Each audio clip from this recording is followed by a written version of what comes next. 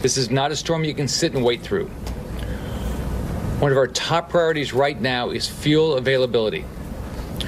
We know there are problems with supply at gas stations and are working around the clock to get fuel to you. Last night I spoke with all the fuel retailers.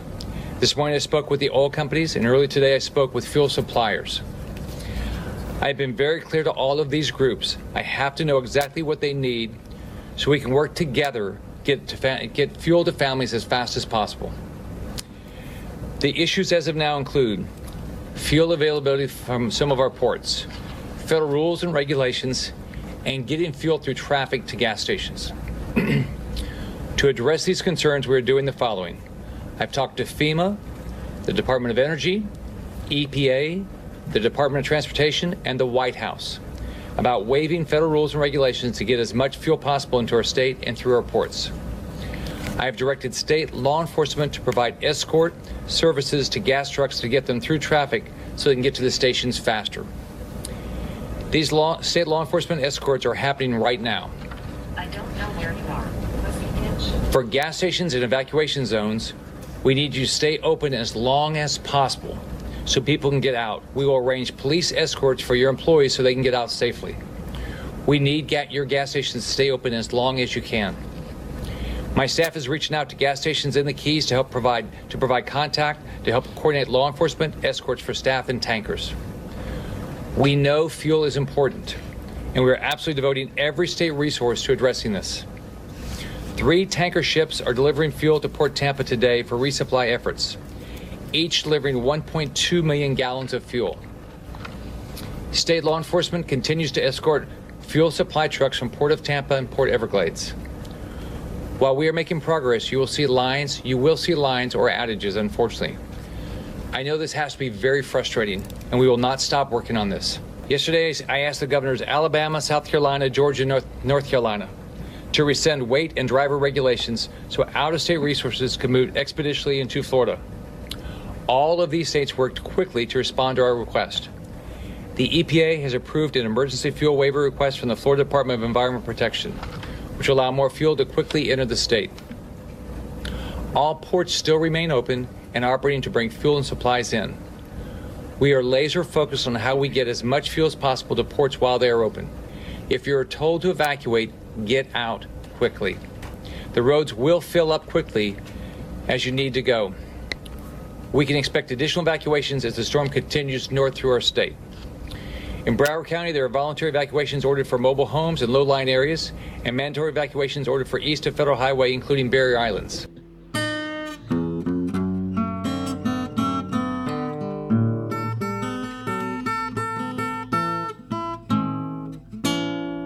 You're listening to TMI for week of September 11, 2017. So, last I heard, we had Irma had basically nuked Antigua and Barbudos, I think it was called. Mm-hmm. And I saw the pictures yesterday in the newspaper. It looked like a nuclear device had been tested on Barbuda. So we have Irma now heading up Florida. We have Jose hitting Barbuda again today at, I think I heard on CBC that is a Category 4 hurricane with winds over 200 kilometers an hour. So I can't imagine those poor people on Antigua now. This is Jose. Yeah, this is Jose, is hitting them as we speak. That's at 12:25 Eastern Standard Time on September 9th.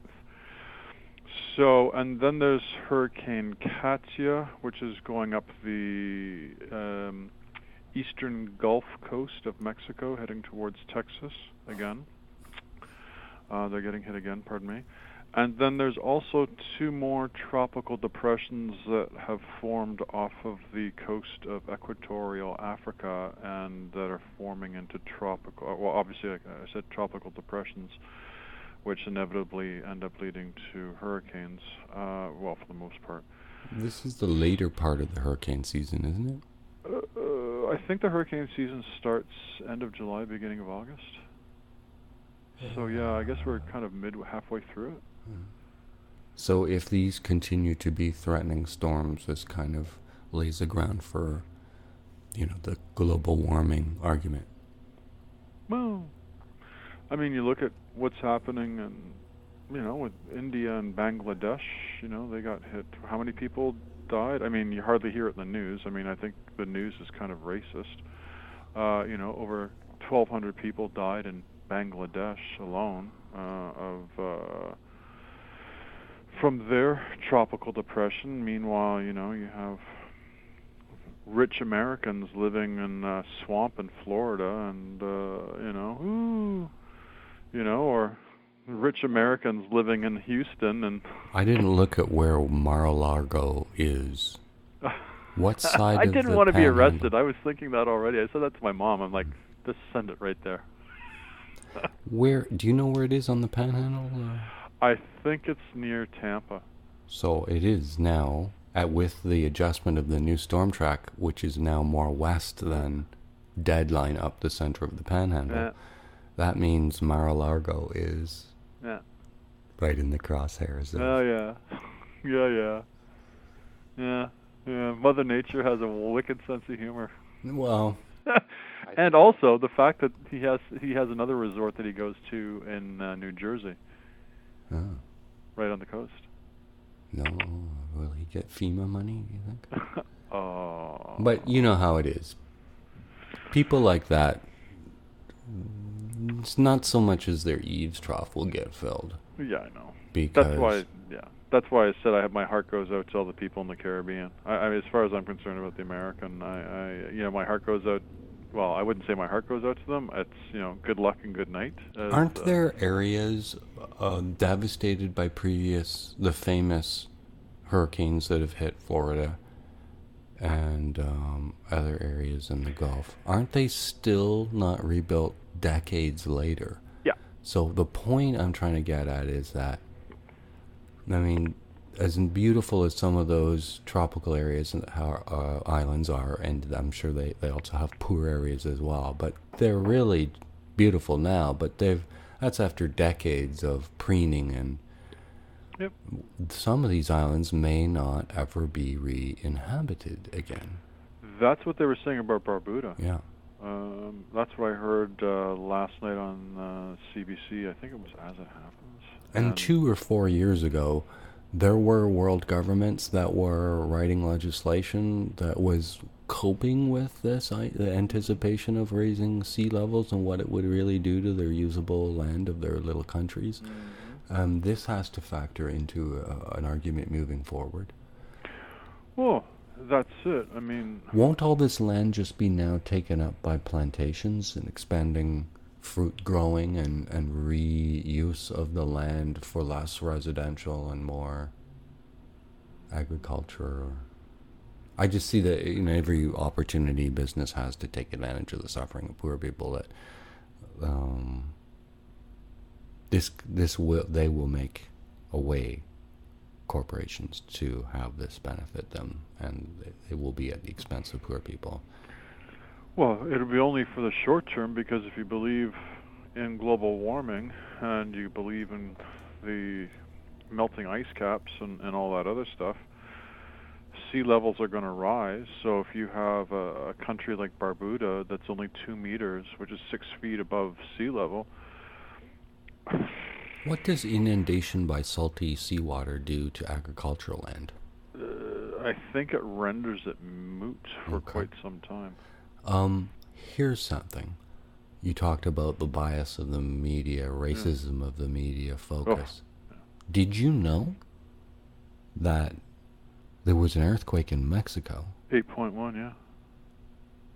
It's a pretty severe thing to... Well, they said that it registered, people could feel it up to... it was on the border of Guatemala, and I was really interested to hear about this, because I heard it first thing Friday morning, and you hardly heard anything about it throughout the day. And it wasn't until about the 6 o'clock news on CBC radio that they had any real extensive coverage. Oh, yeah. Forget about AM talk radio. They really didn't have anything.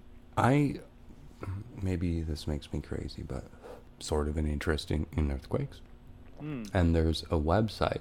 not just the USGS and live earthquake websites and so on, but there are helioplots.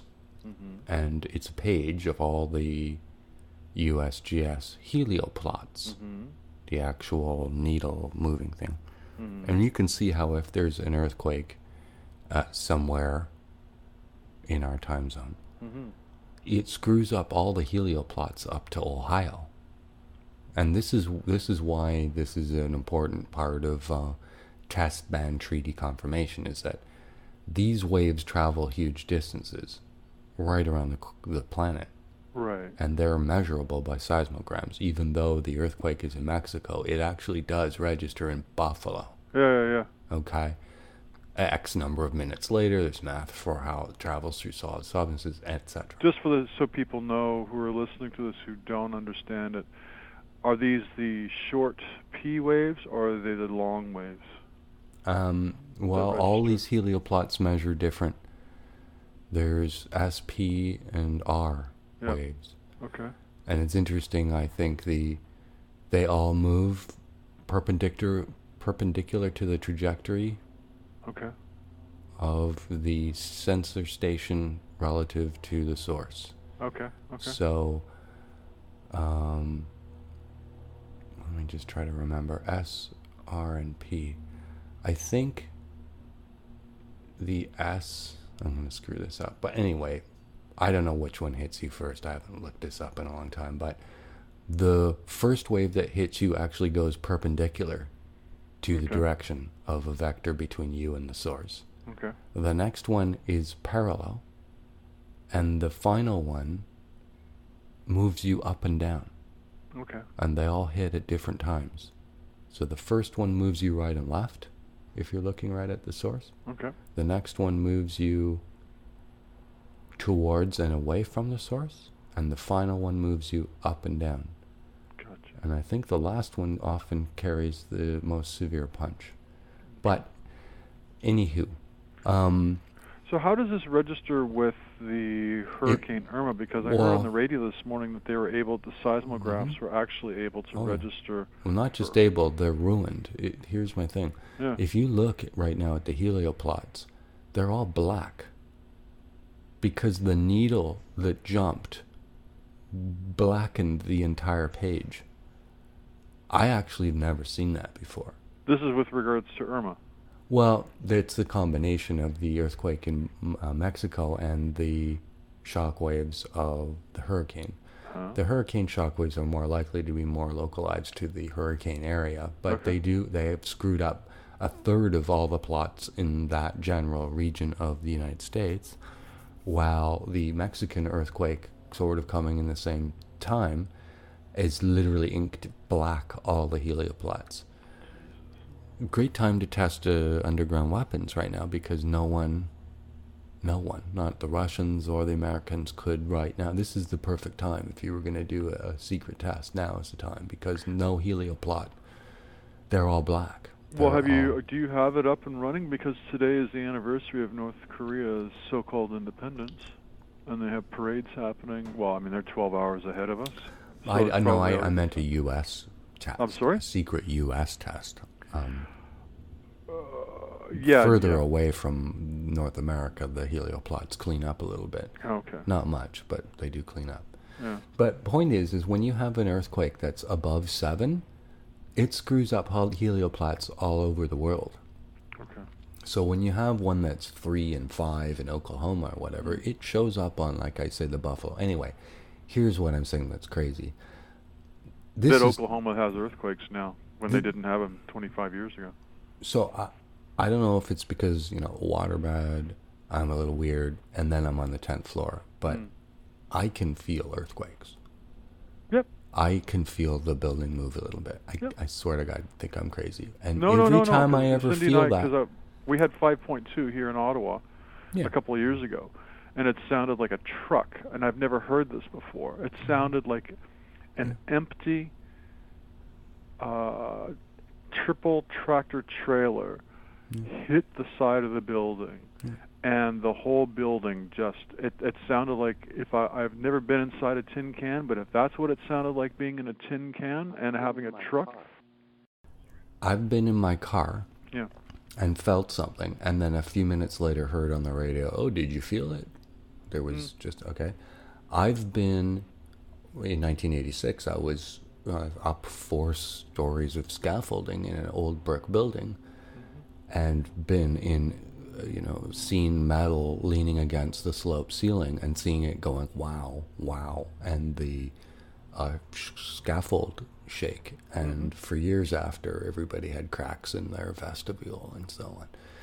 But I've been in this building and looked over and seen the water sloshing in the aquarium, what looks like wind blowing the plants around, and yet the window's closed. And then I swear to God, looked out the window, and I swear all the buildings, I could see them all moving relative to each other.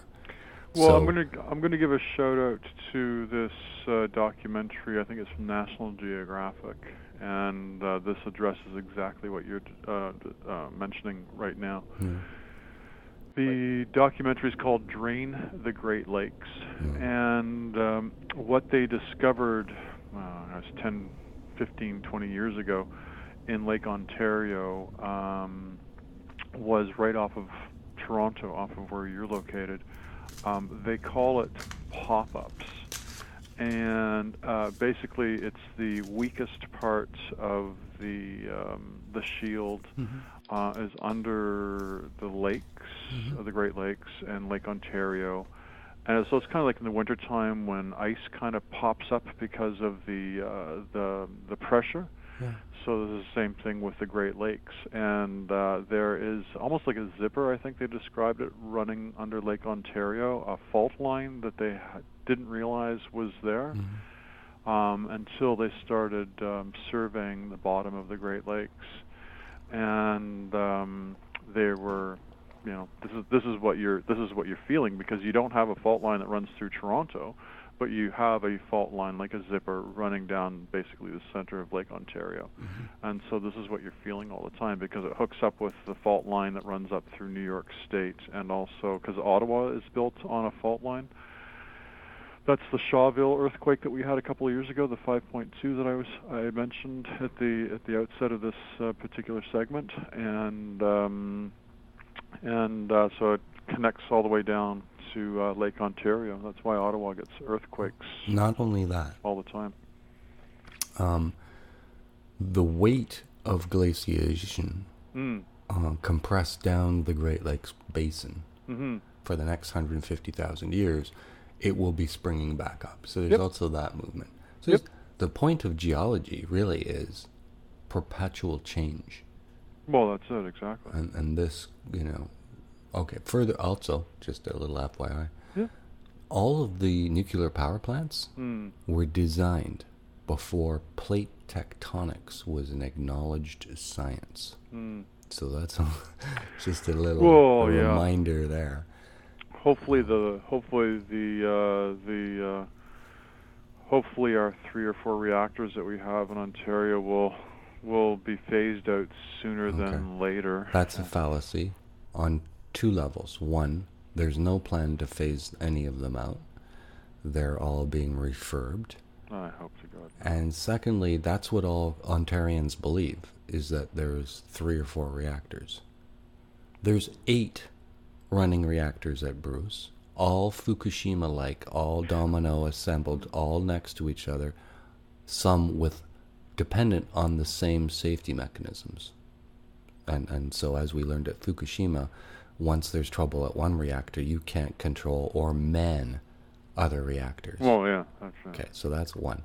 There's 8 at Pickering, multi-reactor site, all jammed next to each other, all dependent on similar safety systems, all unmannable when one goes tits up. And then there's 4 at Darlington, and then there's 2 at least, which both have put Canada on the map for nuclear accidents at Chalk River. So for commercial electric production, there are 20 nuclear reactors in Ontario, and a major one, which we don't talk about, at Douglas Point. So we're dotted. Douglas Point's located where again, just for those who don't know? I think it's northeast of the Bruce site. Okay. It was for tritium production, military and experimental production, but it stands unused, abandoned, and not yet decommissioned decades after it's falling into misuse. If we want to round up, there's two. The Quebec people, don't underestimate them, are exquisitely intelligent people. They have two nuclear reactors, Gentilly 1 and 2, which they were intelligent enough to realize that was just a scam and a trick, and had shut down, and will take 40, 50 years before they can even think about decommissioning them. Yeah. There's one other nuclear reactor in New Brunswick, Port La Pro. So Ontario has 20 nuclear reactors. Essentially, there are no other ones otherwise in Canada except for Point La Pro running. Well, don't forget McMaster University has that reactor too. Okay, well, the country's dotted with experimental slowpoke reactors. So it's everywhere. Everywhere you turn, it's either Cameco or some kind of nuclear waste storage facility or some kind of fuel fabrication plant. Right here in the heart of Toronto. Yeah, but okay. I'm gonna be the opposite, like you were with the pot. Okay, is there for myself and for those who are listening to us right now, is there a reasonable alternative to creating radioactive isotopes for treating whatever maladies that us humans have? Okay. A reasonable substitute. Pardon me. Yeah. Because I know when I had back problems, Yeah. I remember I was married, and I remember being injected with this because they wanted to check out my bone density or whatever it was, and I remember the technician, head to toe, was in a lead outfit, this heavy lead outfit, and then the syringe was surrounded by lead. Yeah. So let me address and this. then I had to walk around for an hour, so all the stuff would circulate through the body and into the bones. Let me address this. Yeah. The medical industry's covering up the idea that it overprescribed and underestimated the effects of using radiation in medicine.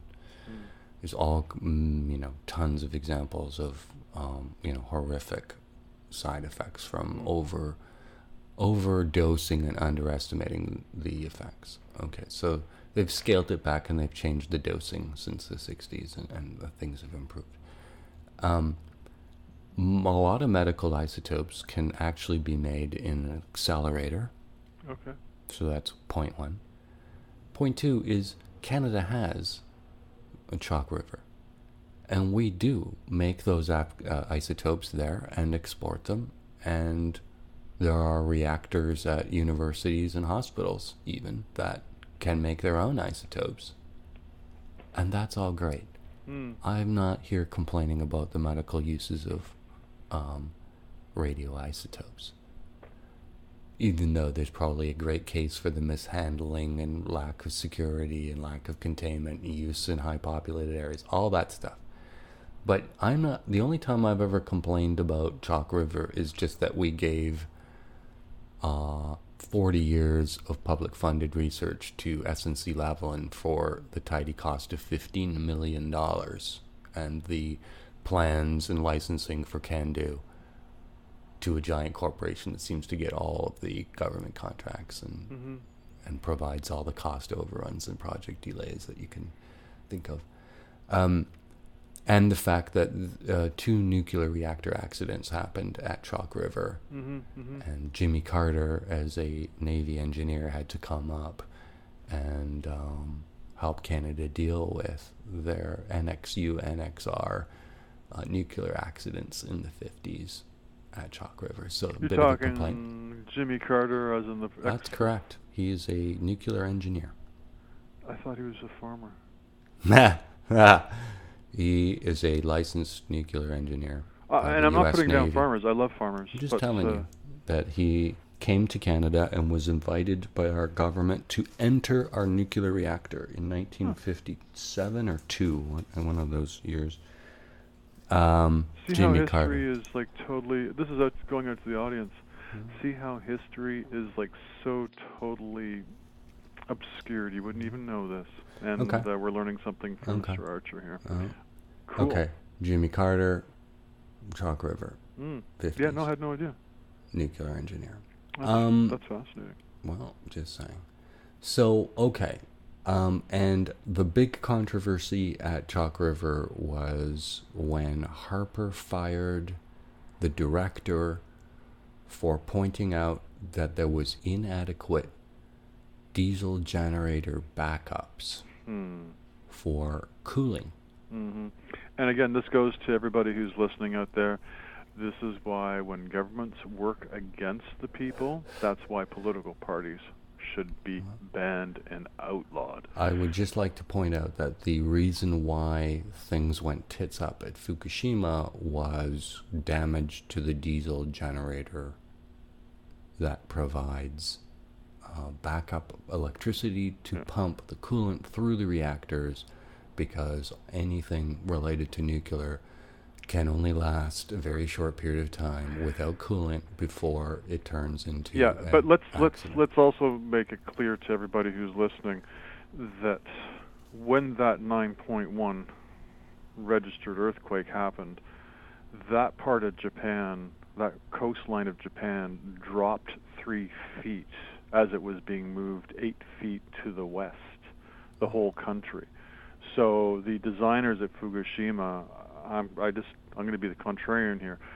The designers at Fukushima hadn't anticipated the sea level to drop negative 3 There's feet. stones all along that coastline that talk of a tsunami 600 years before. Oh yeah, for sure. They knew that the tsunamis would come in, The but they unforeseeable. didn't know that they couldn't have anticipated. Japan sits on the Ring of Fire, and it's right beside a giant set of volcanoes. Yeah.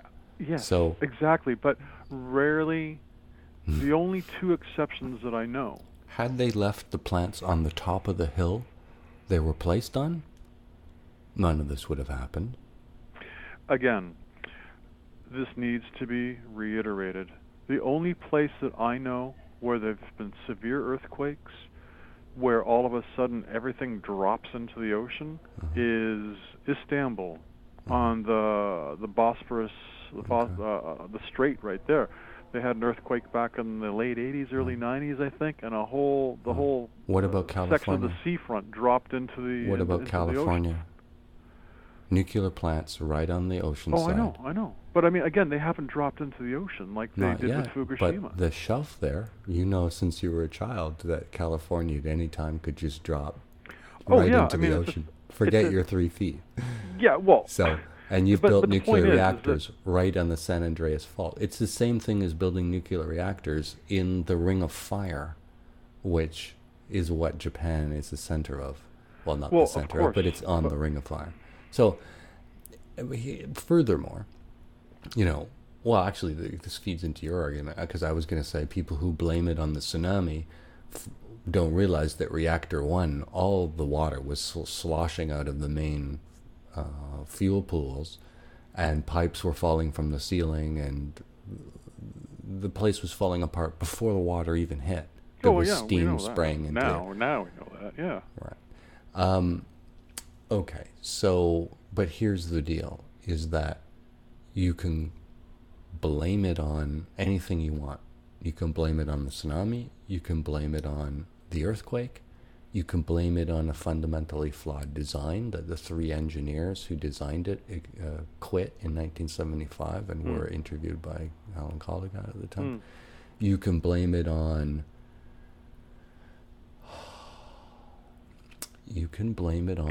There's blame that can go around for everybody. It's called basically. station blackout. So any nuclear reactor on Earth, as soon as it crosses 7 to 21 hours, it's likely that region of your country will be uninhabitable for 200,000 years. And that, you can call it an earthquake, you can call it a tsunami, you can call it whatever you like. But the honest to God truth is that any nuclear reactor, anywhere, all it would take is a guy, I'll be locked up for this, but all it would take is a guy in the hills to throw a grenade that cuts off the power to a plant. And then every time they reconnect the wire, you throw another grenade. That's all it would take. After 21 hours of that, that's it for that quadrant of your country. Yep. That risk is way too high, and it's present at any of the nuclear reactors. So we've got this hurricane heading for Florida. Well, there's nuclear reactors in its path.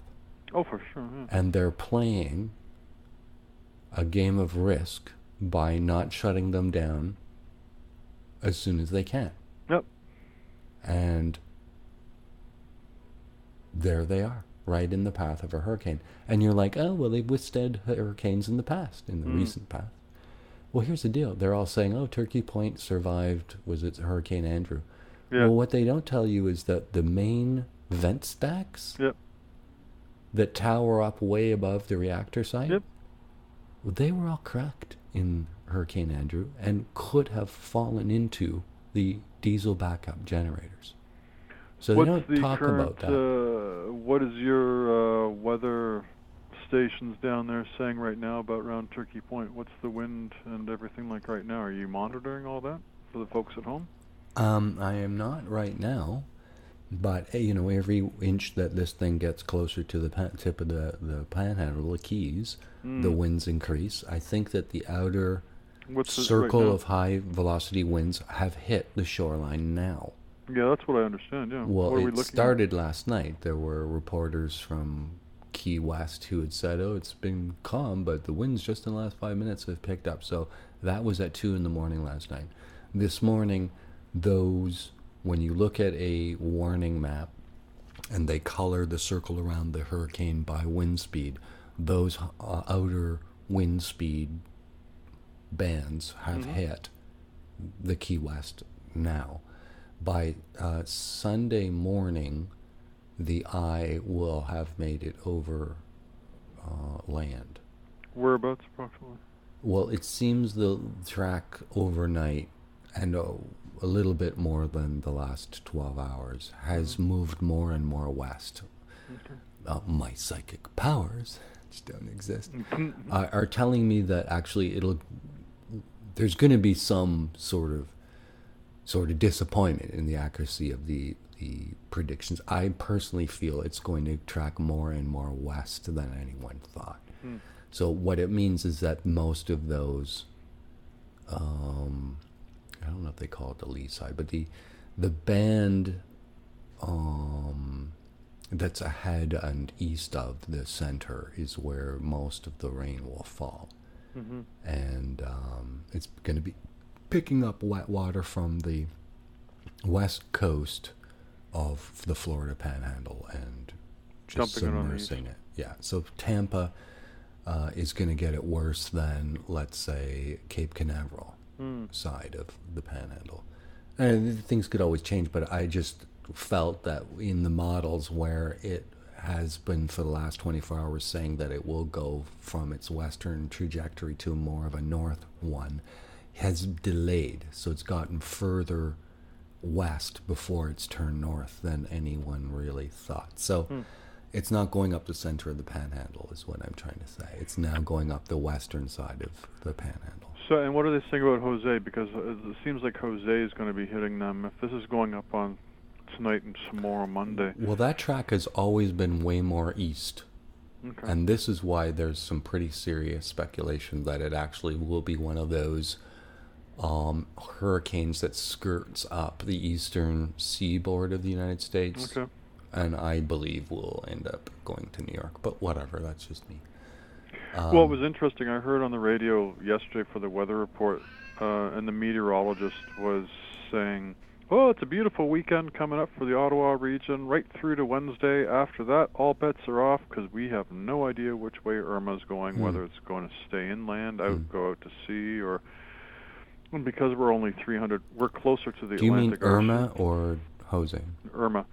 Well, that's pretty guaranteed what it's doing. I mean, the only variable is how far east or west of the Florida Panhandle will it be, but it will go into Georgia, and once overland weaken, and its trajectory. I think you can take it to the bank that it's going to make landfall and go up the eastern third of the United States, like up through Georgia and Kentucky eventually. Another interesting thing that's a Googleable search term is you could go and Google Florida Superfund sites. Oh, fuck. So not only do you have to worry about the crocodiles, alligators, anacondas, and boas that are in your swamps that have been released, what now I'm you saying got is to worry about your Superfund you can sites as forget well? those chemical plants and those oil refineries. Just forget all that. Forget it. Just what about the known existing Superfund sites? What happens to a chemical Superfund site when it's submersed in water? So basically, don't eat, we could be sued for saying this, don't eat any food that's grown in Texas, Louisiana, Alabama, or Florida for the rest of your life, because basically you're going to be eating some sort of nasty trace chemicals. No, that might be a little over the top, but No, so a lot of well, it people might be. lost faith in, seafood from the Gulf of Mexico, probably well before Katrina. Oh, yeah, for sure. And people who are kind of, cynical, Deepwater they know Horizon. that fish that migrate through the Pacific have been every year showing up on the California coast with radioisotopes in them that can be traced back to the Fukushima disaster. Yep. So, I personally don't trust any food coming from Japan. All it takes is mislabeling. Yep. The EPA and the Health Canada stopped testing for radionuclides in imported food right as the nuclear disaster was happening. So, You can understand why people I saying- don't have any faith in government or political parties. there's people saying avoid specifically bluefin tuna. Oh, So, anybody who's eating Japanese sushi or even the seaweed, the Pacific Ocean seaweed that wraps around it, is taking a risk. you don't eat dulse anymore, I take it? Well, that's from the Atlantic, Grand Oh. Manan, which I'm Okay. sure has its own toxic. They've dumped all kinds of nuclear stuff and other chemicals in the. Well, it's Grand just Manan been- is in the middle of the Gulf of St. Lawrence and Yeah. all the crap that comes floating down from the Great Lakes. Okay. You want to punch me through the phone, I can tell. The fact of the matter is, it's utterly Googleable, is the IAEA Gulf collapsed. It's an IAEA brochure that I'm referring to. They were photographing and helping nations around the world, dumping in normal rustable containers, oil drums, just tens of thousands of barrels of nuclear waste from all kinds of countries in every possible area of all the oceans, Pacific or... So all it takes is just anything to stir up the debris. By now, those rusty steel barrels have long since rusted. So they've just, it's up to you what you want to be afraid of, but Well, there's everything. nowhere is clean anymore. It's amazing what we've done in 100 years. Yeah. It's amazing as a species what we've done in 100 years to this planet. Well, your BP Gulf Well, thing. 150 years, if you want to say the Industrial Revolution. And the North Sea. and people look at me cross-eyed when I say that, and I'm just like, as a species, we have done more damage in the last 150 years than What any. ticks me off is that the IAEA is quoted by all nuclear regulatory authorities as a example of best practices. And Best the practices. IAEA Is that an oxymoron? was encouraging Fukushima to dump its hundreds and hundreds of thousands of tons of stored nuclear disaster water just right back into the ocean. So they're never on the side of the right. So does that mean you're not going to the 2020 Olympics? Holding the 2020 Olympics, some of the venues will be in the Fukushima prefecture. So Abe has been trying to greenwash the nuclear disaster since the idea of Japan being in the Olympics, in every possible way. So, okay. Well, you know, too much information. But all utterly Googleable, I assure you. Oh, most definitely. If anybody has any doubts about what Dave and I are discussing at this point in time, we're not getting any. We're not shareholders of Google, but please Google and all this information. Yeah, by no means take anyone's word. No, please don't take our word. The whole point of most of all this discussion is always just to check it out yourself. Person might just want to look deeper. Donald Trump must have seen the movie with Tom Hanks, The Money Pit, because according to him, everything will be terrific in 2 weeks. My administration is working with Congress to develop a plan that will deliver more jobs, higher pay, lower taxes for businesses of all sizes and middle-class families all across the nation. We're going to get into great detail over the next 2 weeks, but we're working on it with Congress now and coming up with very exacting numbers. They said my wife, Melania, might have come in illegally. Let me tell you one thing. She has got it so documented, so she's going to have a little news conference over the next couple of weeks. Lowering the overall tax burden on American business is big league. That's coming along very well. We're way ahead of schedule, I believe, and we're going to be announcing something, I would say, over the next 2 or 3 weeks that will be phenomenal in terms of tax. We're going to do infrastructure very quickly. We've got the plan largely completed, and we'll be filing it over the next 2 or 3 weeks, maybe sooner. And I'll tell you what, we walked out of there, Mitch and Paul and everybody, Kevin, and we walked out and everybody was happy. Not too happy, because you can never be too happy, but they were happy enough. Chuck does, and Nancy does, and we all do. So that will never be a problem. Debt ceiling will never be a problem. We would have done a one-year deal. We could have done a one-year deal, but we couldn't do it for one reason. It's called the military. We've had presidents for 25 years now. They've been talking, and the day after an agreement is reached, new work begins in North Korea, continuation on nuclear. So I would prefer not going the route of the military, but it's something certainly that could happen.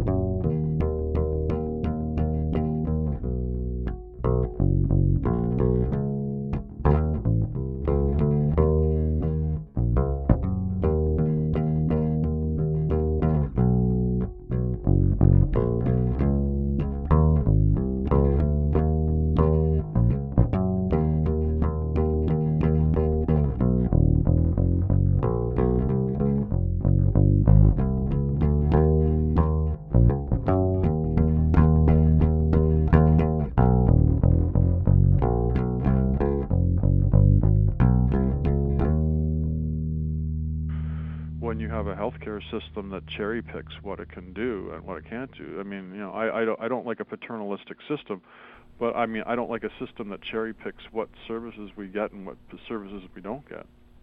And mental health and dental care are huge, but the province doesn't adequately fund these areas.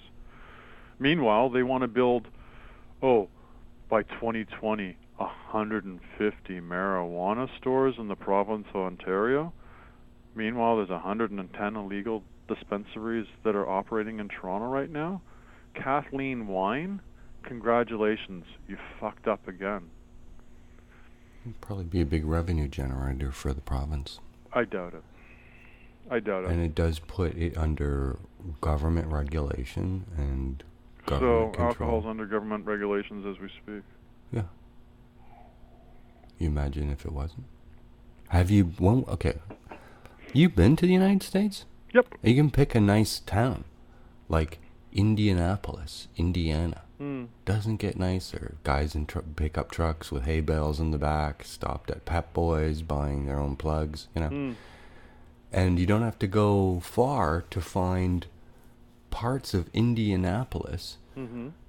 I remember when I was 10, I was driven through like what was slum areas here in Toronto, which is almost laughable. And we still had them. I don't know where they went. But if you go to like the nicest cities in America and drive around, you can see these areas and they look like Detroit. Yeah, oh fuck yeah, I've been through Detroit. And Oh all my it God. is gun stores and liquor stores. Yeah. And so that's what Ontario Thinkology was steering us away from. Yeah. And I did think it did an okay job. Yeah, but I can walk across the bridge. Walk across the bridge. Yeah, well, that's unique to Ottawa. To Quebec. Yeah. And I don't have these crazy liquor stores like you're talking about in the States. They're in dépanneurs. They're in the corner store. They're in the metro. You know? Do you other statistical comparisons between alcohol and the per capita in Quebec versus Ontario? Am No. I fishing desperately now? But okay. No. And I mean, I know Complex. it's Cindy's grandparents in Point Claire, right around the corner. I remember when we first started dating, all those years ago, right around the corner from the train station, there's a dépanneur in Point Claire, right at the end of the airport, the runway, basically. Well, you have Sac de Carrière, or whatever the hell that street is at the end of the west runway at Dorval Airport. Too much information, yes. And I'm just setting up the scenario. And there's, you could just walk to the dépanneur and just grab yourself a can of beer and just sit there at the train tracks and, just have a cigarette, and just sit and talk. We did that as the jets were flying over, landing or taking off. And very, very civilized. It's the same thing in France when I was in France. I could just sit on the beach, with my friends when I was 15 and have a beer or and a baguette or... I'm not sure where your argument's going, because you're... Where my argument's going? Yeah. Well, I don't believe in paternalism. I absolutely don't. And I think alcohol should... I mean, look... What about the example of the U.S. cities I gave you? Well, which example? You gave me a few examples. Gun stores and liquor stores. That's all there is. Yeah, but I mean... That's what you get when you have laissez-faire... yeah, but you can zone it. I mean, look, this... You're fighting drunk driving, and yet I've been in the United States, and you pull up to a 7-Eleven, I don't know if it's at midnight or 11, and, buy milk and put beer in the truck. And yeah. I mean, there's... I don't know. You legislate. No, and this is how you deal with it. You have, and especially nowadays with cars, I mean, it doesn't matter. Oh, it's perfect. Right on cue. You have in cars, and I'm pretty sure you can have this installed at the manufacturer's level. You have cars that can detect if there's alcohol in the cabin or on the driver, and the car is just not going to start. And these things That's are now nanny almost... state. Hey? I mean, it's so easy to point the nanny state finger, but that's damn close to nanny state. I mean, that's got to be way more nanny state than having an LCBO that is open between certain hours and closed on holidays. Look, Dave, I mean, what makes this whole wine and bread do no good and the hamster, what makes this laughable is I can now walk down to the Circle K or to the or any other dépanneur for that matter, and I can buy beer now in a corner store here in Ottawa. I can walk to the wine rack that stands as an independent on Elgin Street, right around the corner from my old place, and it's a bricks and mortar. It's not LCBO. It's the wine rack. I can walk into the Loblaws. Oh, there's a wine rack, and they're trying to highly regulated, probably licensed through the LCBO. Yeah, and that's what they should have done with the marijuana stores. They should have left cannabis culture alone. They should have left the weed store alone. They should have left all those stores alone. But no, the government now wants to build expensive infrastructure, 150 stores, which is just laughable. It's just not even going to serve the market. And say, oh well, no, well. Okay. No, well, we are going to corner the marijuana market. There's a little pot shop in Kensington Market. Yeah. And they even send out emails with their updated menu every week. Cool. And when you go in there, you'll pay by Interac. You flash them the little card. Oh, no way. And right in Kensington Market's a storefront with a big green cross. It's one of the ones they didn't raid. No idea why. But anyway, my point here is, as civilized as it all is, and as nice as they are inside, you don't know what you're getting. That is for damn sure. Yeah, well, I didn't know what I was getting when I was buying the blotter acid when I was a kid. It was taken on faith when Brock and I went to that party that we were getting good acid. That's an unusable reply, but... No, well, I mean, you don't know. You don't know. Right. And yet, if Wynn had her LCBOs, the only weed supplied at those distribution places would be licensed, produced, tested by multiple doctors. The percentages on the bottle would be accurate, signed off on by 2 medical licenses. I mean, the fact of the matter is that these, middle worldly, underworld, whatever you want to call them, you still don't know when they say 15% on the side, if it's really 15, or why it tastes like blueberries, or where it's come from. And that's a thing for people who have used this for a long time. You're ingested. I mean, half the stuff you ever used was grown on a recycled battery disposal pile, or with lead paint poured into the dirt it's grown in, or quite possibly. I've had, I've tasted it, and it's tasted like turpentine, and that's not. That's because it's turpentine. Like that, yeah, it's like. Yeah.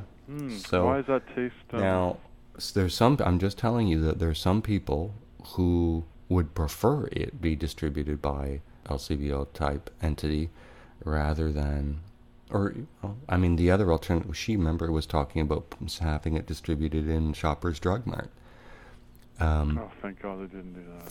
I'd be totally for that, because it's only from a licensed producer, signed off by multiple doctors, packaged, not stored in moldy conditions, tested for mold, tested for pesticides, tested for radionuclides, you name it. But I'm telling you, the place in Kensington, I can forward you their weekly email, and you can see, you don't know where any of that's coming from. You just don't. No, I hear you. I hear you. I mean, that's a reasonable argument for sure. But and so I'm all for not having sketchy tasting pot for sure. But I'm not. I'm sorry, and I'll say this till the day I die. I'm not for government regulation. I mean, yeah, sure, have regulations with respect to who can sell it. But, I mean, they've already now said that they're making edibles illegal. So now you can't buy a brownie. Now you can't buy a cookie. Now you can't buy the sodas with the THC in it. And all that stuff's coming from Colorado and from BC. So let me say something about that. Yeah.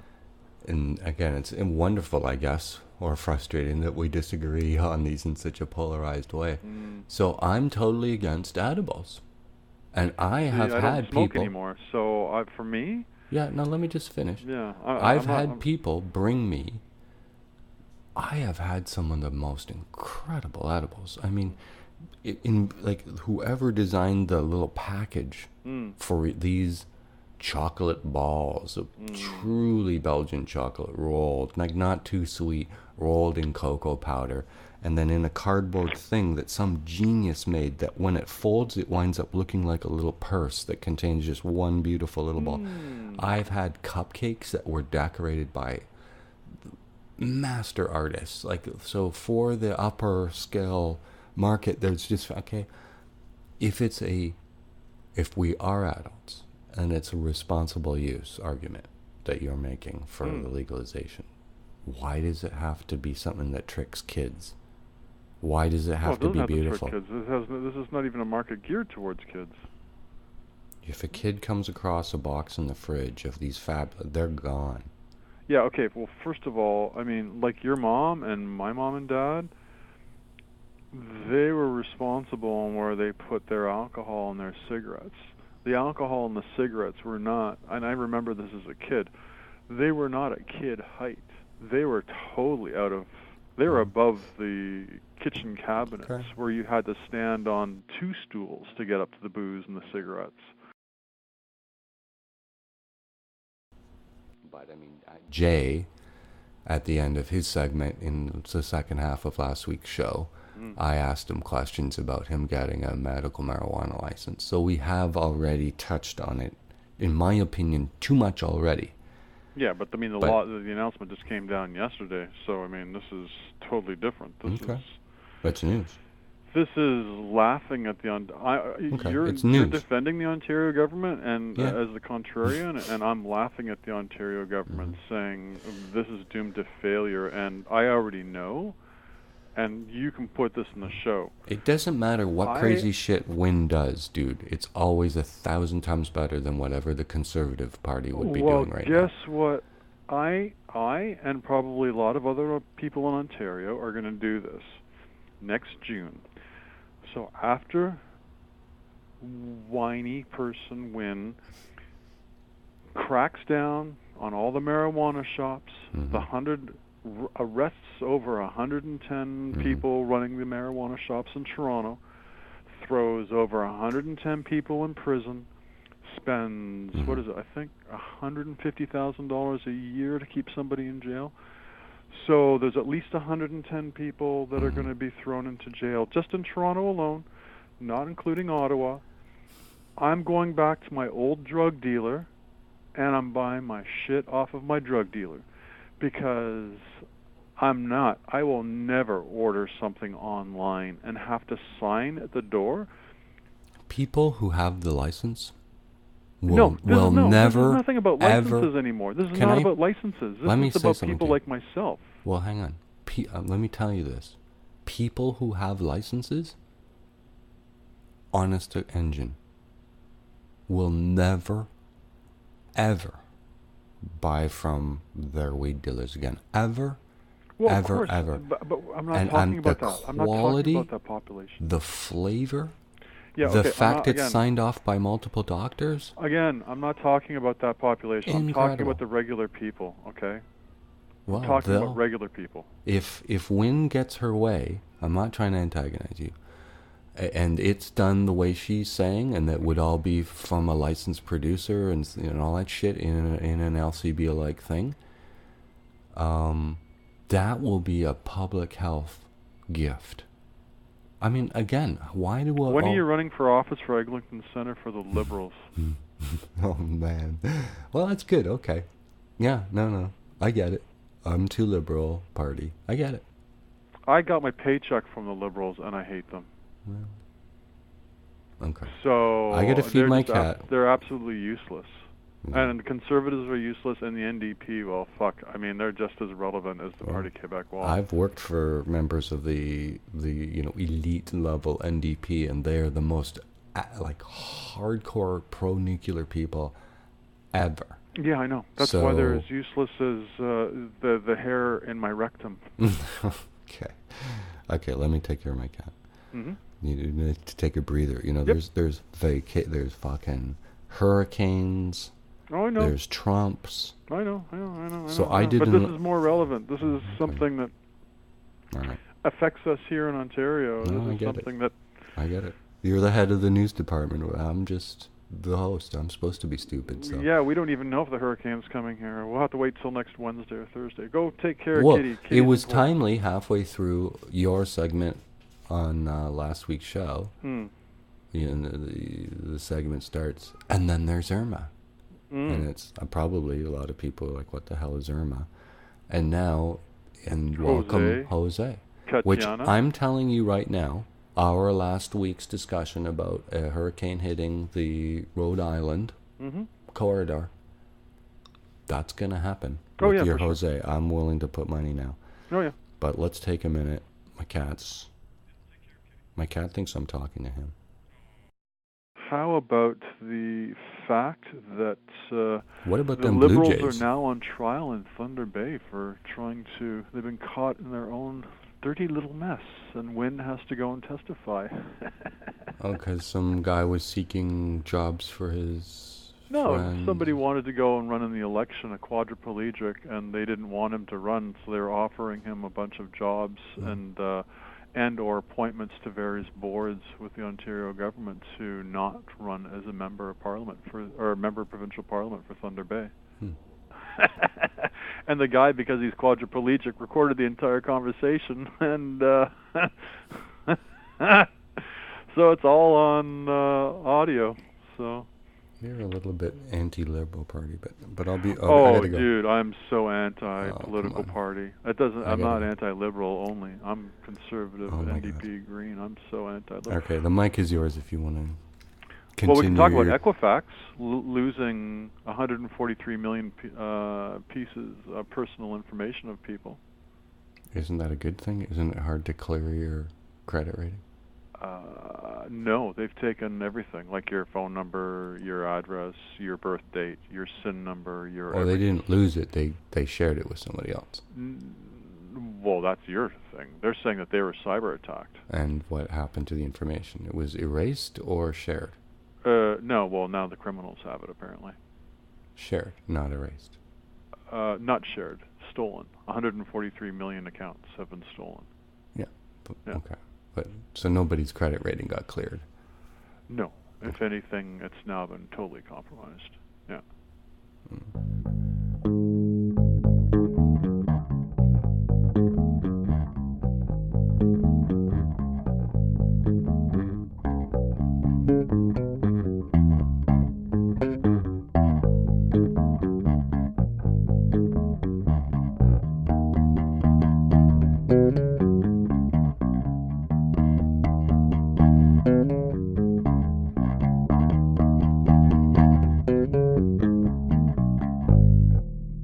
And coming up next week on TMI.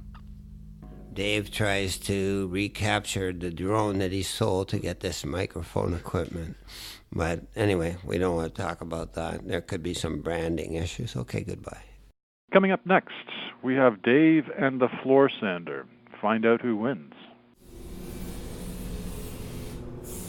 What is that sound? And that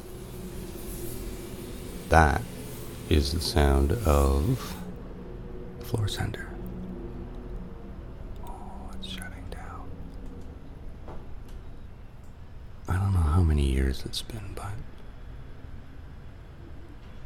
for about a year, the person upstairs sounded like they were walking around in those wooden shoes you get from Holland.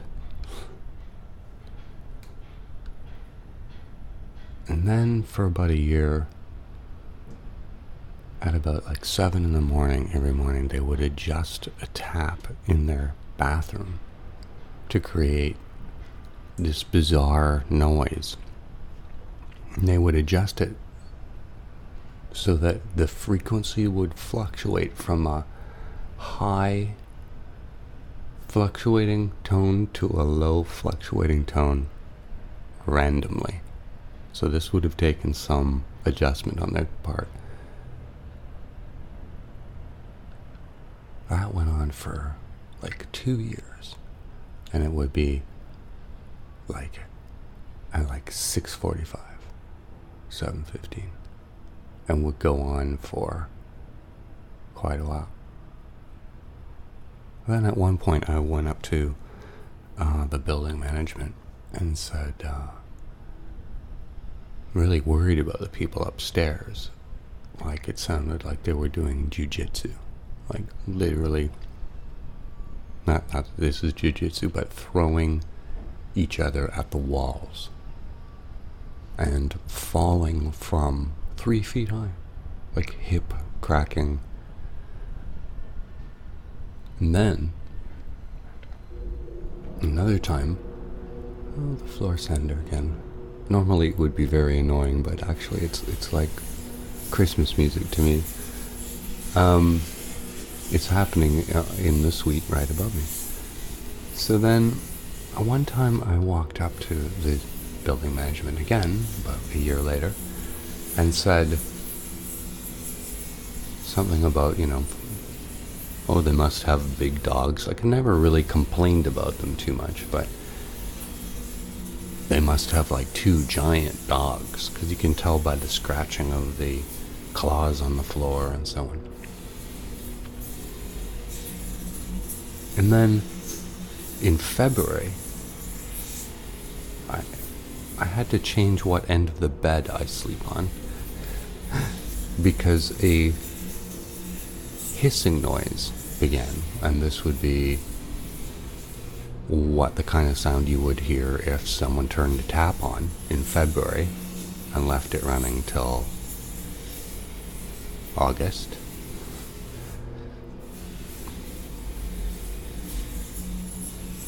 So I'm always trying to figure out, what this is. And so there's that skit on SNL, and the neighbors above it, you might have seen it, are making all these mysterious noises, and the person who lives downstairs is coming up and trying to figure out. It's pretty funny. I was always trying to figure out what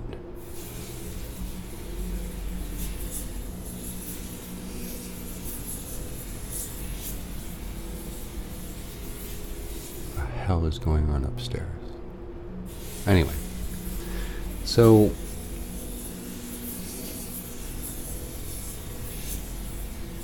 not last night, but the night before was the most dramatic. I forgot another part. So in the parking lot, they have those rolled river rock stones that are about 5 or 6 inches in diameter. Way bigger than a fist size, ostrich egg sized big rocks. And I've always speculated that I had about 12 or 1 or 1:30 in the morning. They roll them around, drop them,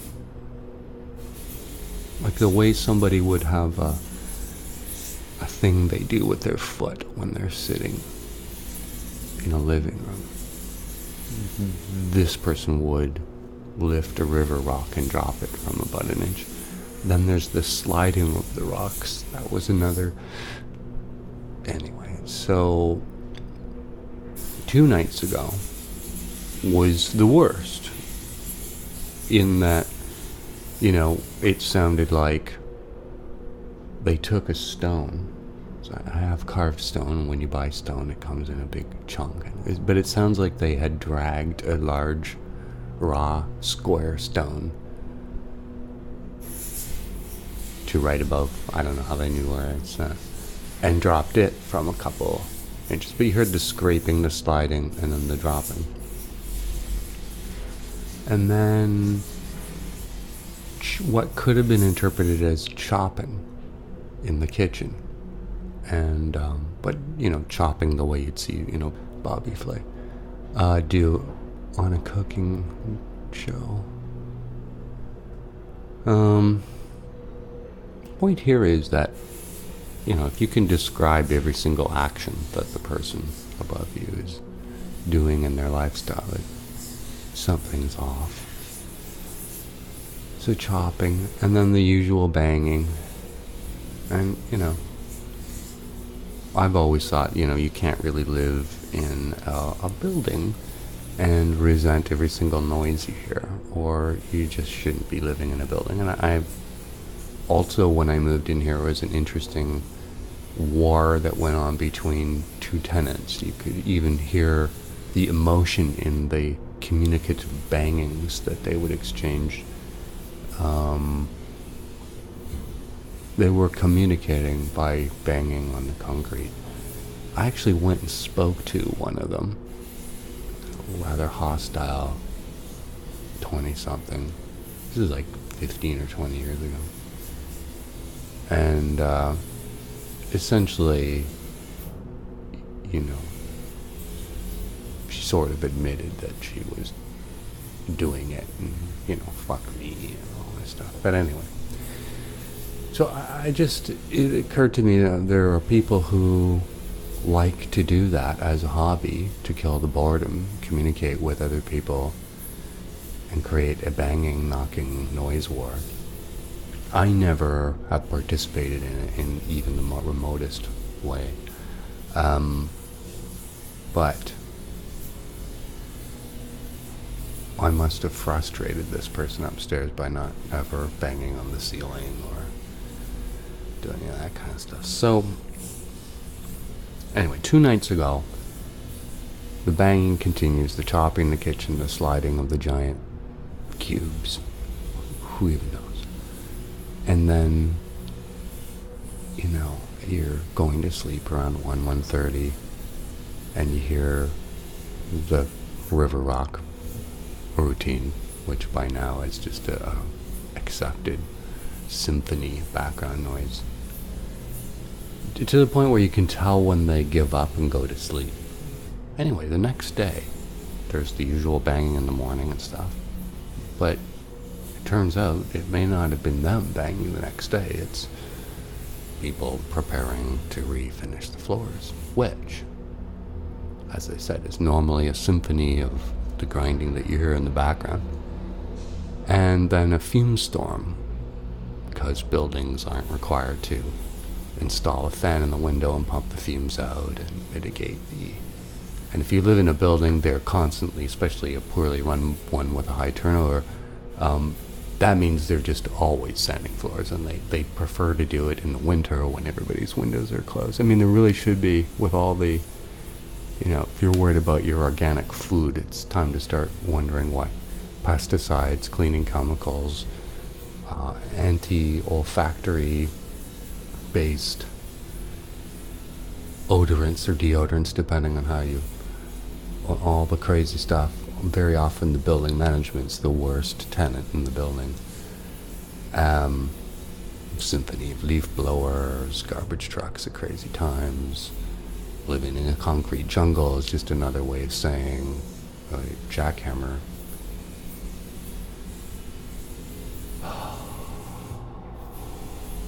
Anyway, so they're refinishing the floors upstairs. So I guess on one level, I won that round. I try not to complain, although if I see the building management today, I will, at least just for my own enjoyment, list off some of these things. But it's just interesting how we have to accept different people are on a different page.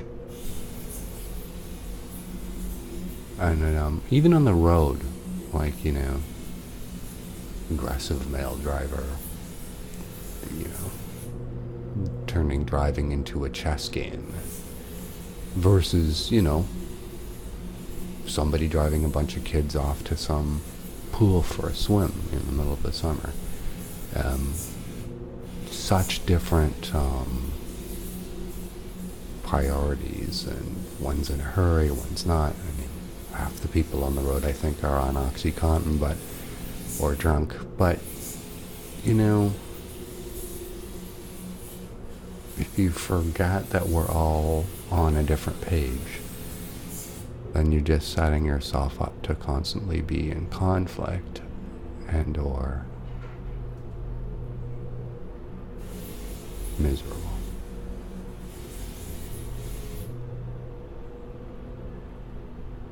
Anyway, I've never enjoyed the sound of a floor sanding so much. Follow us on Twitter at @ThatArcher. rate and review us on iTunes, and email us the following email address, archer@twxnet.com.